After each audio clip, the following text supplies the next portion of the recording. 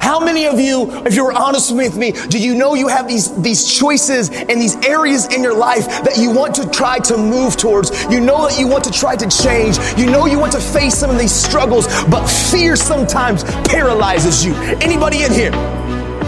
Yeah, man, I've learned in my journey that I have to skydive that thing. And here's what I mean. I know sometimes, as when I was growing up, I didn't trust anybody. I know things have happened to me. My dad abandoned me. I isolated. And I always said, if I find the perfect person that I can count on, if I find the perfect person that I can trust, then I will. But the truth is that person's not here.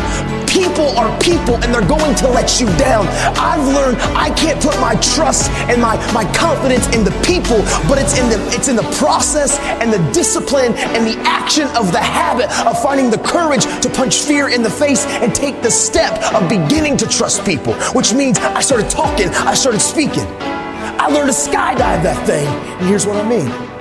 There's a lot of fears and insecurities all of us have. We all have insecurities. Like it, love it, or leave it. We all have things inside of us that we try to keep secure because we have shame or guilt or embarrassment or we care what others think. I've learned to skydive that thing. Last year, a bucket list that I've always wanted to do. I've always wanted to go skydiving. I'm an adrenaline junkie, but the problem is now, where I'm at in my life, I'm a husband and I'm a father. And I guess my wife doesn't approve of me jumping out of planes at 15,000 feet. So I thought something that I've always wanted to do, I was never going to get the opportunity to do. But I was in Oregon and I got done early and I saw a sign and it said Skydive Oregon. And so I was like, yep. I called my wife. If I can get my wife to say, yeah, we're all good.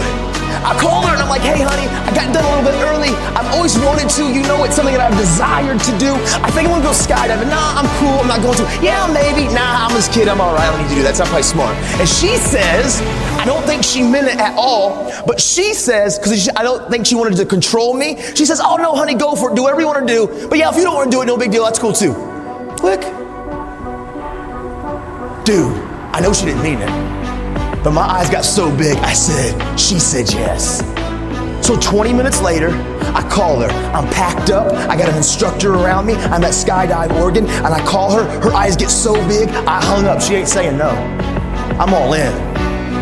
But as I start going through the process of skydiving, as the instructor shows up, and as he starts walking me through this process, my anxiety started getting higher. Like he started coming to me and saying, listen, here's your pack, here's your chute, here's how you're gonna fall. He put me on this counter. He said, this is my ninth jump today. I said, what, bro? 9 times? Do you pack your chute? He said, every time. I said, so you packed your chute 9 times today? Are we gonna test the odds? Are we good? We're cool on one more? Did you get tired? Did you miss a fold? He said, no, bro, it's cool. He showed me how he did it. Dude, my anxiety, it's getting higher. This little ratchety plane lands. Ratchety. He said, all right, bro, let's get in. Whoa! He's from Oregon, so he's already kind of weird and a hippie. As we get into the plane, we start ascending. He slides in behind me. My anxiety is on 10. Just like some of you, when you need to trust. You know that you want these areas in your life that you're insecure, and you get to the edge and fear paralyzes you and anxiety gets higher. Dude, I was right there. I've always wanted to do this, but through the process, I was so uncomfortable. As we get to 13,000 feet, he said, listen, bro, we got 6 connectors. 1, 2, 3, 4, 5, 6. I'm gonna connect this. I'm gonna hit all 6 3 times. Do this. Woo! You're gonna do it. You know, I know, we're secure. Skydive Oregon. I'm like, 13K.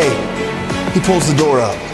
He says, listen, the free fall is only gonna be about 30 to 40 seconds. I want you to experience this moment. So we're gonna scoot to the door. We got 2,000 more feet of climbing. As we scoot to the door, and as we begin to get to that place, I want you to still lean out of the plane. I'm holding on. And I'm like, no!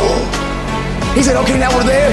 Here's the next piece that I want you to do. I want you to take the bottom of your feet and touch the bottom of the plane and hang there. I got you. And I'm like, no! Dude, I was terrified. In that plane, which was the safest place that I could have been, I've never felt more anxiety and fear in my life, even though I've always wanted to do it. But soon as I trusted the process, and soon as I trusted the community of those entrusted to help me learn to skydive, as soon as he got to that place at 15K and he said go, and I took that step, and we skydived that thing. All the anxiety, all the fear, it evaporated. As I free fell and I saw Mount Hood, and Mount Rainier, and Mount St. Helens, I've never felt more on top of the world. There's a lot of you in here that you struggle with trust. Fear has paralyzed you. You know there's areas in your life that you want to change, you need to change, but man, you get to the very precipice at that door and you run back because it is uncomfortable, and I need you to know change is uncomfortable. I've learned to skydive that.